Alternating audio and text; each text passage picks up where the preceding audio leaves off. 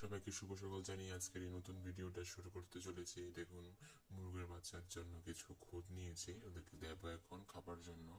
আজকে আপনাদের জন্য এটা কিছু সারপ্রাইজ প্ল্যান করেছি। আশা করছি সবাই মনোযোগ সহকারে শেষ পর্যন্ত দেখবেন। আমি কিছু মাশরুম চাষ করেছি, মানে ঘরোয়া পদ্ধতিতে, অর্গানিক পদ্ধতিতে করার চেষ্টা করেছি। দেখাচ্ছি দাঁড়ান। দেখুন আমার পড়ার টেবিলের নিচে, এটা কিছুটা অন্ধকার জায়গায় হয়, আমি এখানে দেখেছি, ভিডিওতে দেখেছি।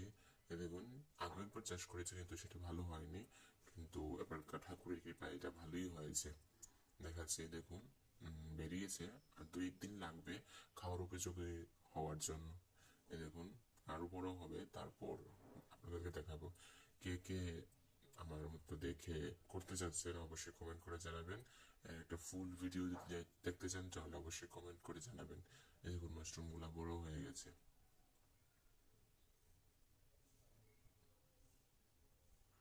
সবাই লাইক, কমেন্ট, ফলো।